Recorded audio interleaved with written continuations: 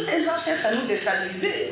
Vous allez aujourd'hui à Dakar, mais vous ne pouvez pas savoir, vous vous attrapez la tête quand les avocats de Hissène Habré parlent, nous insultent, nous traitent de tous les noms. Donc nous, notre détermination, c'est ça qui est notre force et qui fera que la défense, là, n'aura pas de fin. Parce qu'on sait ce que les gens veulent. C'est nous déstabiliser, c'est nous diviser, c'est nous mettre à mal pour qu'on ne puisse pas continuer. Ils ont tout fait, ils ont tout essayé. On aurait voulu que ce procès soit un procès propre, exemplaire, juste, équitable. Ça honore le Tchad, ça honore l'Afrique. Vous savez, il y a eu une longue histoire d'une brave femme, Rose Lotissime. Brave cette femme. Elle est décédée. Parce que c'est à travers cette femme que les gens ont su ce qui se passait à la DDS.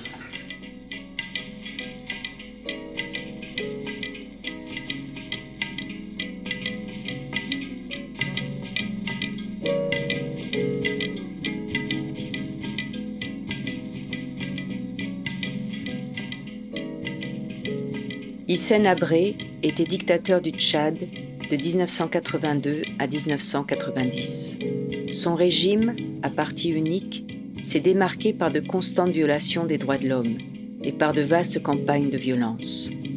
L'arme principale de la répression était sa police politique, la terrifiante DDS, la Direction de la documentation et de la sécurité, qui pratiquait la torture d'une manière systématique. À sa chute, Habré s'est réfugié au Sénégal, où il vit toujours. Le régime de Hissène Habré, c'est un régime de terreur. Il suffit que vous soyez une sœur d'un opposant ou une femme d'un opposant. Ou bien il suffit que votre voisin ne vous aime pas, va dire que non, celui-là, il n'est pas avec vous, il n'est pas avec votre régime, il est avec ceux qui sont en opposition à l'extérieur. Cela suffit pour que vous soyez arrêtés. Le résultat de notre enquête aussi, si vous voulez, nous avons estimé à 40 000 le nombre de morts. 40 000 le nombre de morts pendant les 8 ans de règne de Hissène Habré. Systématiquement, il tue d'abord. Il torture, sous prétexte de recueillir des informations. Ceux qui ont fui sont où, ils sont avec qui les aide, tout ça. Bon, il torture et puis à la fin, il élimine, quoi. Il élimine. La Commission nationale d'enquête sur les crimes de Habré et les détournements, elle a été créée après la chute de Habré par les nouveaux dirigeants qui a mis sur pied cette commission pour faire la lumière sur les crimes et les détournements commis par Habré. Vous savez, Habré, lorsqu'il a fui, il n'a pas pu tout détruire. La nuit de sa sortie, il n'a pas pu l'amener avec lui. Il est allé, la nuit, il a traversé le fleuve pour aller de l'autre côté du Tchad, au Cameroun, à Kousséri. Et c'est le lendemain matin, vers 9h, 10h, qu'il a envoyé sa garde présidentielle pour venir chercher l'argent. Donc, les services de sécurité aussi, tout ce qu'ils recèlent comme documents, ni les agents, ni Habré n'ont pas eu le temps de mettre le feu dessus. Un jour, en 2001, avec mon collègue Olivier Berco de Human Rights Watch, on inspectionnait la sournoise prison souterraine de Hissène Habré qui s'appelait la Piscine. Parce que c'était en fait une ancienne piscine de l'époque de la colonie française que Hissène Habré avait recouvert de dalles et il avait construit des cellules dans la piscine.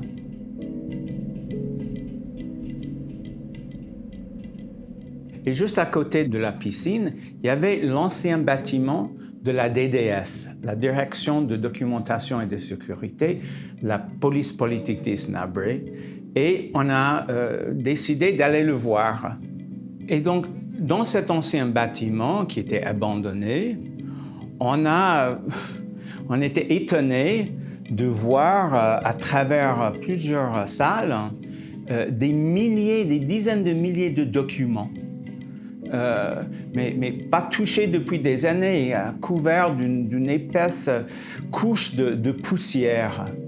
Et on a commencé à regarder ces documents, on a vu que c'était des documents de la police politique, hein. Des listes des prisonniers, des rapports d'enquête, des listes journalières de personnes mortes en détention. Il y avait des dizaines de milliers de documents. Rien que parmi ces documents, nous avons répertorié des noms de 13 000 personnes torturées ou victimes d'arrestations arbitraires. On m'a mis en prison parce qu'à l'époque, j'ai participé parmi les gens qui luttaient contre Hissène Habré. Et nous distribuions des tracts avec des amis et nous réfléchissions pour trouver la solution afin de sortir de cette dictature. Bon, les tracts disaient tout simplement que dénoncer la manière dont Hissène Habré tuait les gens, dont il était en train de gérer le pays et particulièrement les homicides en masse qu'il organisait pour éliminer des gens. Le problème de DDS là était tellement accentué que tu as peur même de ton nombre. Parce qu'à chaque fois, quand tu as la nuit, hein, en pleine nuit, les gens viennent enlever les gens à côté de toi, tout ça. Donc on était paniqués, on avait peur. Quoi. Tu ne peux même pas prononcer le mot, hein, un mot qui est à l'encontre de leur parti, la unir. Il me dit, on a besoin de toi au bureau de la DDS pour certains renseignements et on va te lâcher. J'ai dit, mon Dieu, qu'est-ce que je fais? DDS, j'ai fait quoi? Je ne suis pas policier, je ne connais rien. Non, c'est une personne qui a prononcé ton nom et puis il faut aller. Et puis je vais te ramener tout de suite.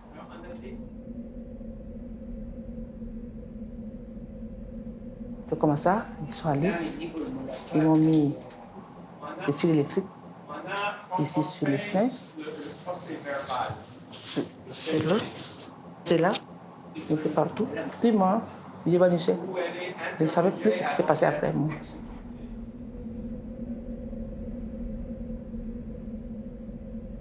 On m'a gavé à l'eau sous pression, on m'a balancé à terre comme un sac de mille.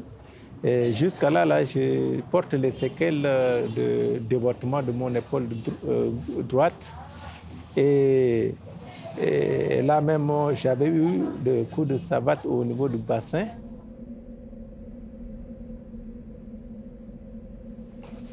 Après 2-3 jours, c'est fini. C'était infecté ici. C'était bien infecté et puis ça fait déjà 20 ans. Hein. J'ai quelques traces quand même qu'il faut que je vous montre parce que c'était infecté. Toutes ces traces-là, c'est là encore. Ça fait 20 ans, 24 ans. L'aliment qu'on me donnait, je le mangeais comme un chien parce que je ne pouvais pas. J'étais presque paralysé. Après, quand on m'a amené aux locaux, j'ai trouvé 5 femmes. Il y a une qui s'appelle Fatima Liman, elle est décédée. Il y a Ashta Monique, il y a Rose, il y a Félicité, elle est décédée tout récemment, elle est devenue militaire aussi. Et il y a Lydie. Et moi, j'étais la 6e.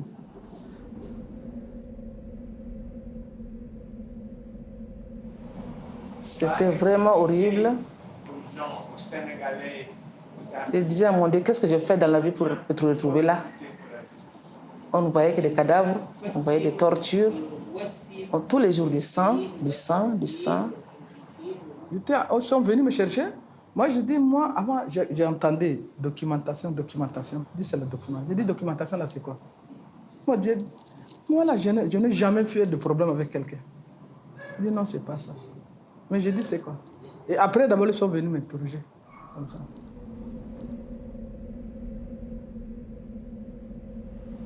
Et moi, j'avais un enfant de 2 mois. Je suis partie avec ça. J'ai un bébé de 2 mois que je suis partie. On m'a amené ça avec ça là-bas. Je suis partie, le bébé est mal à l'aise aussi. Le bébé est décédé. On amène quelqu'un, on le torture, on le bat, il pleure comme un enfant, il pleure, il crie. Il crie. Après, on le fout dans les cellules, on le ferme. Au niveau du locaux, on venait sortir les gens la nuit pour aller les exécuter. Et les cellules sont hermétiquement fermées. On sortait que les... Dans sa famille, sacrifice de sa carrière.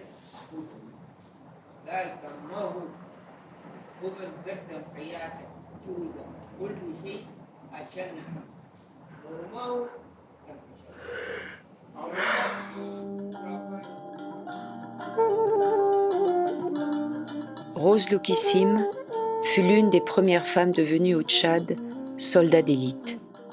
Entrée dans l'opposition à la dictature de Hissène Habré, Rose fut arrêtée et emmenée à la terrible prison dite des locaux.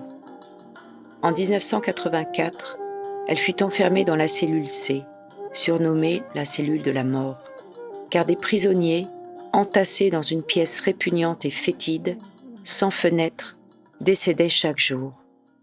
Rose était la seule femme parmi 60 hommes. Dans ces documents, il y avait beaucoup de documents qui parlaient de Rose Lokissime. On a par exemple un document du 14 septembre 1984 où elle est arrêtée. Un autre document sur son arrestation.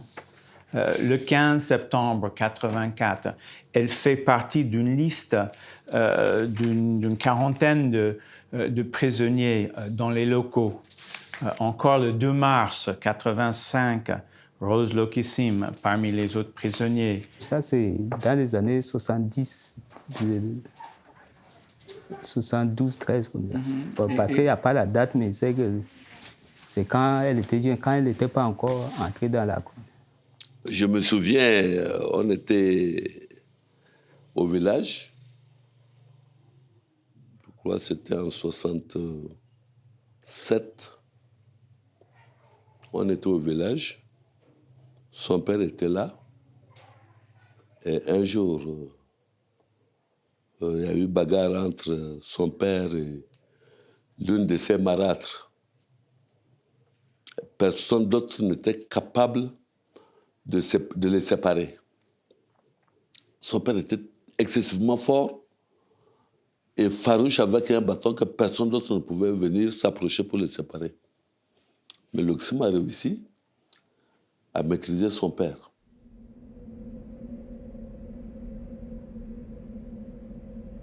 Bon, Rose est une brave femme.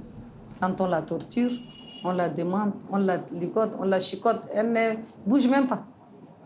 Elle est très brave, elle est très courageuse. Et même si elle vient après sa torture, elle vient, elle cause normalement avec nous, comme elle n'a rien vu. Comme elle n'a rien vu. Une bonne femme portante. Avec les hommes, pendant 8 mois. 8 mois avec les hommes, d'abord, on l'a enlevée, elle est venue, elle est restée avec nous, les femmes. Encore, le directeur là est venu, il a dit non, cette femme-là, ce n'est pas une femme. Cette fille-là, vous allez voir. On l'a ramenée encore avec les hommes. C'est la seule femme avec les hommes. Oui. Il l'a vue comme ça, il a peur. Il dit que vraiment, cette femme-là, elle va se sauver la nuit ou bien parfois, elle va sauter les murs ou quoi. Il est parti dire aux gens de la DDS que cette femme-là, elle va un jour se fuir. Donc, ils l'ont transférée avec les hommes à la cellule C. Une seule femme avec les hommes.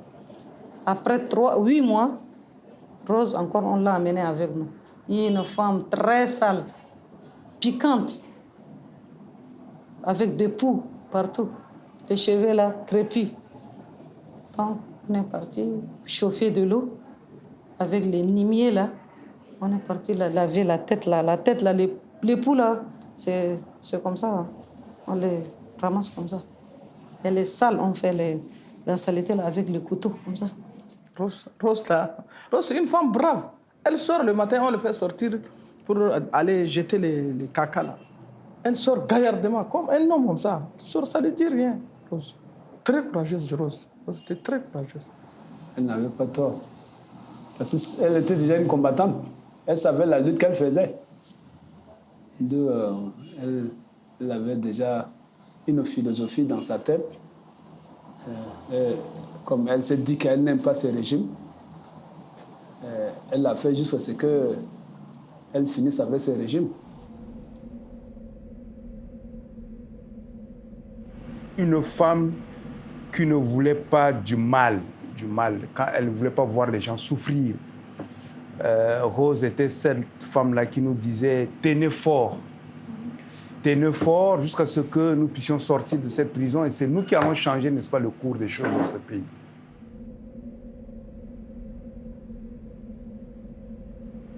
Et une révolutionnaire. Parce qu'elle avait déjà ces idées-là qui nous galvanisaient à la révolte, qui nous galvanisaient, n'est-ce pas, de rêver un changement. Je vous dis qu'en ce temps-là, nous avions tous peur. Nous avions tous peur et il y a des gens qui ont eu la chance de temps en temps de la voir en prison. Mais nous avons tous peur de leur poser la question. Comment va Rose? J'étais grosse de 4 mois. Il commençait à me toucher partout, sur les seins, partout. Je dis, monsieur, moi je suis grosse. Après, il dit, pourquoi j'ai dit que je suis grosse? Et il continue à me menacer. On partageait notre petit coin ensemble, mangeait de mauvaises choses ensemble. Donc c'est une sœur pour moi. Elle n'est pas une amie, c'est une sœur. Rose, bon, elle c'est une brave femme. C'est elle qui m'aidait à coucher. C'est elle qui prenait le bébé pleure, moi je pleure, elle pleure, tout le monde pleure. J'ai accouché, c'est elle qui m'a accouché d'ailleurs. C'est elle qui m'aidait à faire ce bébé. C'est elle qui s'occupait de cet enfant. Parce qu'on dormait presque au sol. Sur le ciment, il y a des insectes partout qui entrent sur le bébé, sur moi. On est là.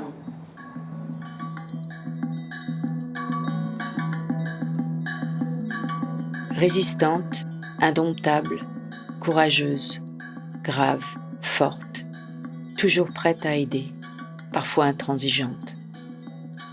Ses co-détenus se souviennent de ne l'avoir vue pleurer qu'une seule fois, lorsqu'un bébé né en prison mourut, peu après en raison des conditions inhumaines. C'était fort, c'est ça, ils ont peur d'elle là. Elle a peur de personne. Elle était en vie là. Chaque fois, elle parlait de ça. Elle disait, moi je sors de la prison, je ne meurs pas là. On ne lui dit pas ça, c'est une femme, non, tu attends ça, c'est pas le travail de femme. On ne dit jamais ça là à Rose.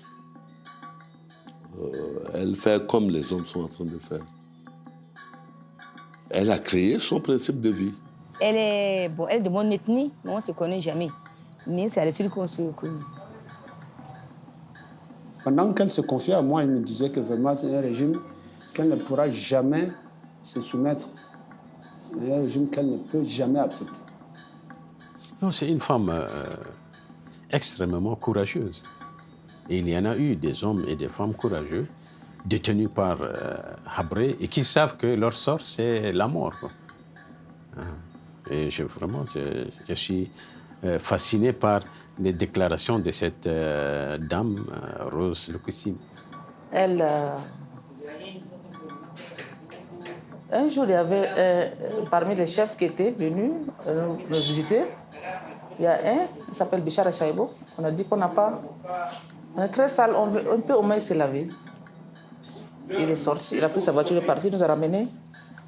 Je me rappelle plus, c'est 10 ou 15 paquets de mots.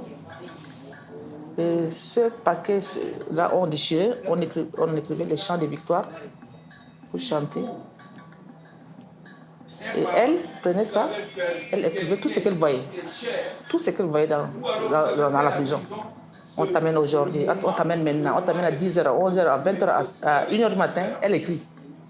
Tu sois musulman, chrétien, elle écrit tout ce qu'on fait de toi, et on dit tu meurs, tout ça, elle note. Et par curiosité, moi je voyais, elle ne veut pas que quelqu'un voie ça. Elle écrivait, elle prenait le nom des gens, les responsables qui sont torturés, on les a tués là-bas, les autorités là. Elle prenait leur nom, tout pour amener. Pour sortir, pour donner aux parents. Ça, c'est après notre libération que Rose, ils ont trouvé qu'elle a écrit quoi. Rose, bien, si elle écrit quelque chose, elle se cache. Elle ne veut pas que quelqu'un voie ses écrits-là. Elle se cache un peu à l'écart. Elle fait ses écrits et elle reste en tant que femme. Et à chaque fois qu'il y avait, n'est-ce pas, un cas de décès ou alors il y avait une maltraitance, tu sentais sur son visage tout de suite la révolte. Parce qu'elle notait le nom de chaque prisonnier qui mourait pour témoin, quoi, avec les dates à l'appui. Bon, elle le faisait pour après signaler aux parents. Rose fut dénoncée et les agents de la DDS sont venus la prendre en cellule. Dans le procès-verbal d'interrogatoire de Rose, retrouvé 15 ans plus tard parmi les archives de la DDS, ses bourreaux affirmèrent qu'elle est irrécupérable et continue de porter atteinte à la sécurité de l'État, même en prison. Ils conclurent qu'il serait souhaitable que les autorités la pénalisent sévèrement. Rose fut exécutée le jour même. On nous dit, on a cité son nom parmi les prisonniers de la DDS amnistiés. On était contents. Et quand on est arrivé ici, non, elle n'est pas là. Elle est venue par 2 fois m'appeler par la fenêtre, me demander est-ce que cette situation, comment je la vois. J'ai dit que calme-toi, tout ira. Et c'est la dernière fois que je l'ai pleuré. Et après notre libération, on l'a torturé, on l'a amené vers le tombeau là-bas, à la piscine, l'autre là, à la fosse commune là-bas. Ils l'ont torturé, ils l'ont fait tout, après ils l'ont attaché avec la corde et elle a rendu l'âme. Ils l'ont étranglé avec une corde. 5 militaires. Donc eux aussi, ils ont vu comme ça, comme c'est une femme, on l'a négligée. Heureusement, on a pris 5 balles seulement. On l'a amenée. Ils ont déjà fait même la tombe. Elle a arraché l'arme, elle a bondi, elle a arraché l'arme. Il paraît qu'elle a cassé même de 2 pieds pour 2 militaires là. Et les 3 alors, ont fui. Parce que c'était 5 balles seulement. C'était le chargeur là. Elle va les tuer tous et puis partir. Elle va fuir. Mais c'était 5 balles seulement. Pas c'est parti. Et donc, finalement, on voit dans le procès-verbal d'interrogatoire de Rose du 15 mai 1986, les agents de la DDS y avaient retranscrit une de ces phrases. Mentionnant que pendant 2 ans de détention, l'intéressé n'a pas changé de langage, mais bien au contraire, se glorifie, étant donné qu'elle est irrécupérable et continue à porter atteinte à la sécurité de l'État, même en prison. Elle dit, si je venais de mourir, c'est pour mon pays et mes parents. Et l'histoire parlera de moi et l'on me remerciera du service rendu à la nation tchadienne. Vous le connaissez mieux, elle a subi toutes ces tortures. Mais elle dit, c'est pour le peuple tchadien. Je meurs pour le peuple tchadien. Je défends la cause du peuple tchadien. Elle savait. Elle savait. Mais c'est ce que quand il a tué, après, c'était les écrits. C'est ça qu'il a tué.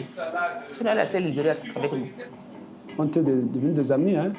On était des amis, on se partageait des confidences. Vous voyez? Quand on se partage des confidences, ça suppose qu'on s'aime. C'est comme ça. On avait des projets en dehors de la prison, de l'avenir, de notre avenir, pratiquement. Je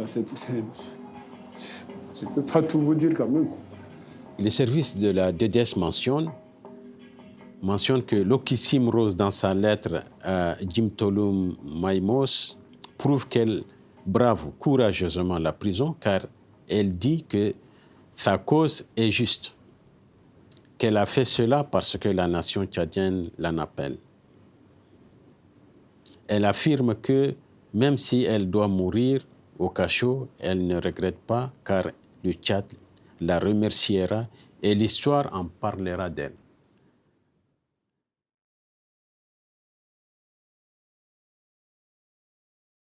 En 2013, après une lutte acharnée de 23 ans, les victimes obtiennent l'arrestation d'Hissène Habré à Dakar, au Sénégal, où il vit depuis sa fuite du Tchad.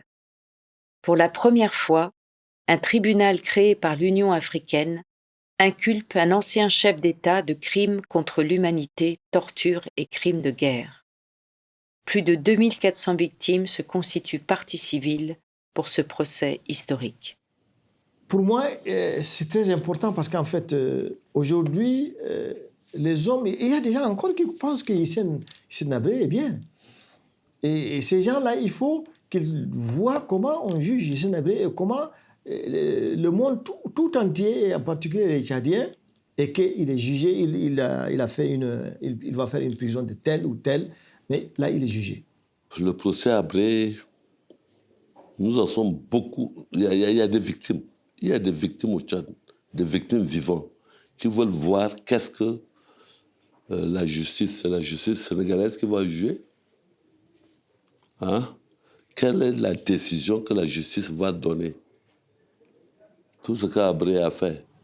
Mais nous, on attend ça, qu'on doit les juger. On attend, même si on l'amène ici au Tchad, on veut qu'on l'amène, on le juge. Même si c'est au Sénégal, nous sommes d'accord parce qu'on est là. Maintenant, il y a beaucoup de victimes qui sont en train de partir. Tous les victimes sont mortes. Mais on ne continue pas à rester comme ça chaque fois. Et là, on trouve une solution. Beaucoup de victimes qui sont mortes. Beaucoup.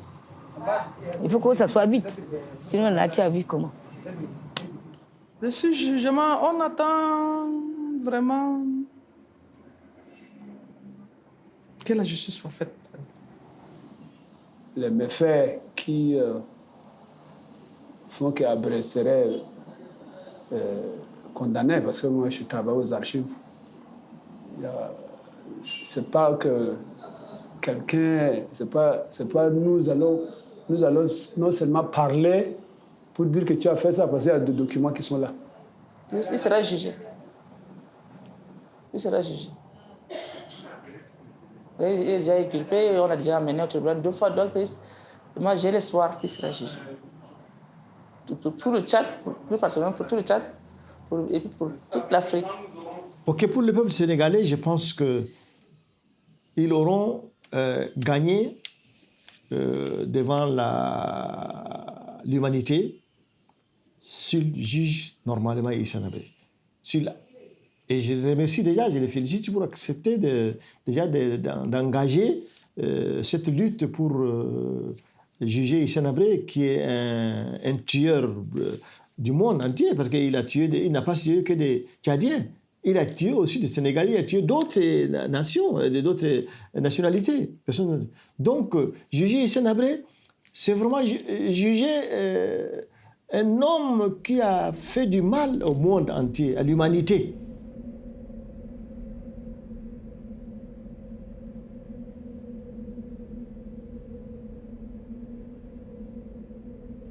Ici, il faut dire qu'on est en plein centre de ce qu'on appelle la plaine de mort. Et ce que veut dire qu'au temps de Hissène Habré, on a enterré, n'est-ce pas, des gens ici chaque jour, y compris, n'est-ce pas, notre sœur Rose. Lorsque nous sommes venus, nous avons garé la voiture là, et puis on s'est aperçu, là, pendant qu'on était en train d'enterrer quelqu'un d'autre, on a vu que Rose était juste enterrée là. Vous voyez là où ça a été construit. Rose avait 33 ans quand elle fut assassinée en 1986. Mais grâce au témoignage des survivants et à la découverte miraculeuse de ses derniers mots à ses tortionnaires, sa mémoire et la mémoire des centaines d'innocents enterrés comme elle à la plaine des morts a survécu. Elle affirme que, même si elle doit mourir au cachot, elle ne regrette pas car le Tchad la remerciera et l'histoire en parlera d'elle. La mission que Rose s'était donnée contre l'oubli et l'oppression, que le monde connaisse la vérité sur les prisons de Hissène Habré, est en train de se réaliser.